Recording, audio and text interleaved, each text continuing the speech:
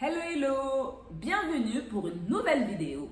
Alors moi, c'est Bintou. Ici, je partage mon cheminement vers l'acceptation de toutes les parts de ma personnalité. Je partage avec toi mes prises de conscience, mes réflexions et les déclics.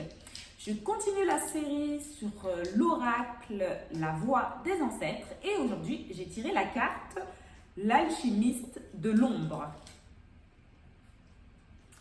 Tu n'as pas fui la nuit, tu l'as transformée. L'affirmation qui va avec, je transforme mes ombres en lumière. La question, quelle part de toi attend encore d'être aimée?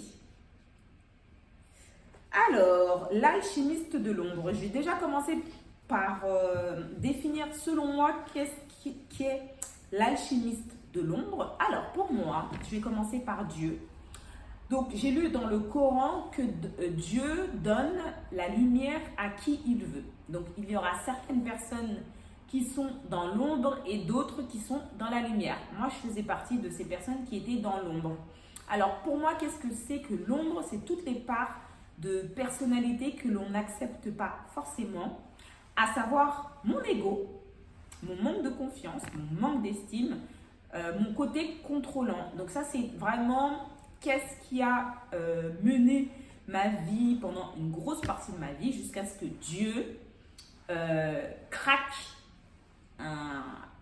le code, entre guillemets, fasse une fissure et que la lumière commence à rentrer. À partir de ce moment-là, j'ai commencé à questionner mes parts d'ombre, donc toutes les blessures que j'avais en moi.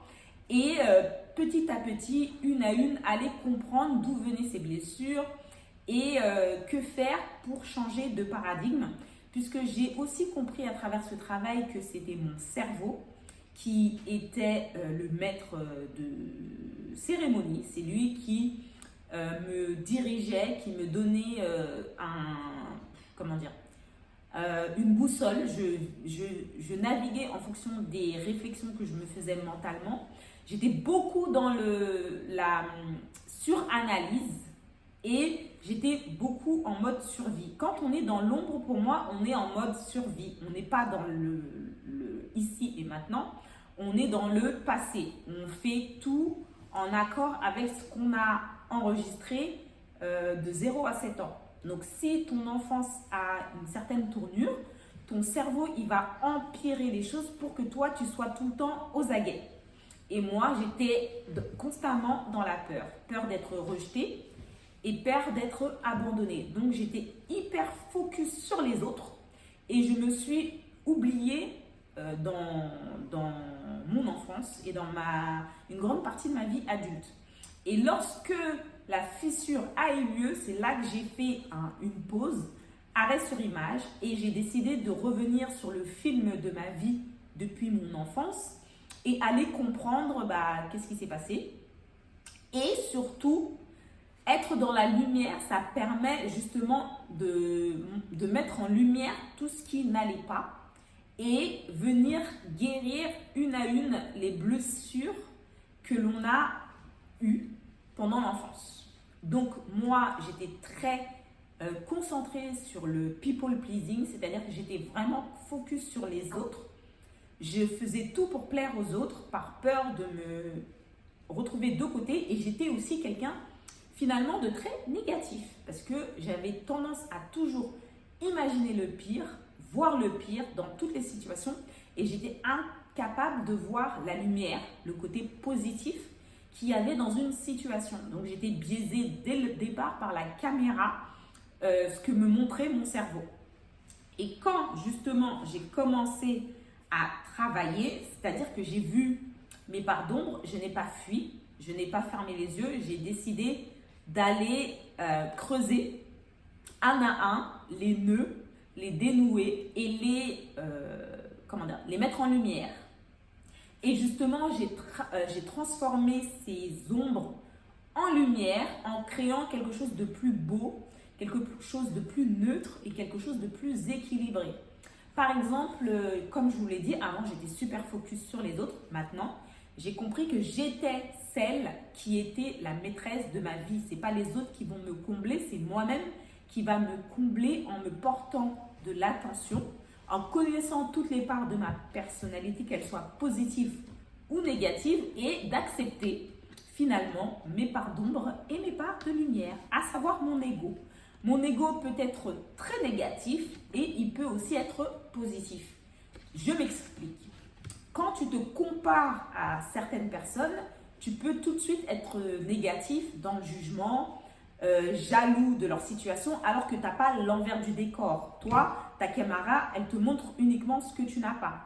Mais quand tu prends de la hauteur et que tu te places au niveau du cœur, tu as plus de la compassion pour l'autre parce que tu te dis que la personne, elle a dû traverser des situations difficiles et qu'elle a mis du temps pour arriver où elle est. Moi, j'ai été focus sur déjà le résultat alors que je n'ai pas vu ce qui s'est passé pendant tout son cheminement pour en arriver là.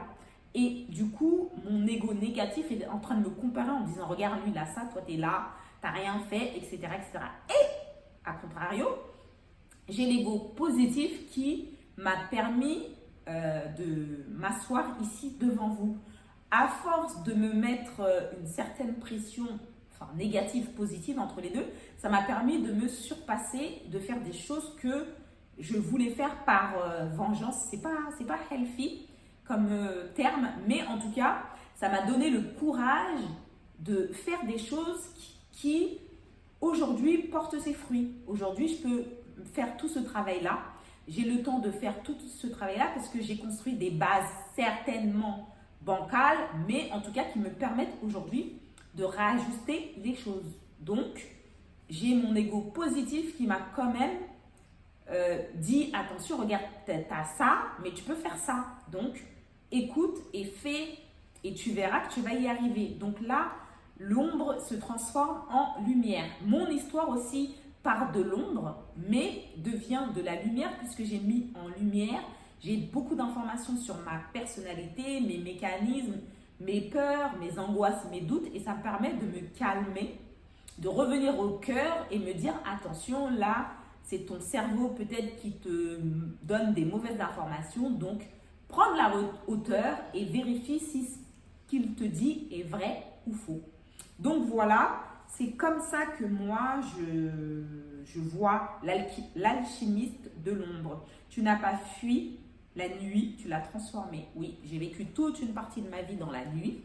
Et aujourd'hui, j'aspire à la lumière. Donc, je mets en lumière toute mon histoire, toutes mes expériences, toutes mes prises de conscience pour que une autre personne puisse avoir ces informations-là et se dire « Ah, bah finalement, tiens, moi aussi, je suis capable de transformer ma nuit en lumière. » Donc voilà le partage du jour. Je te retourne la question. Est-ce que ça te parle? Qu'est-ce que tu penses de l'alchimiste de l'ombre?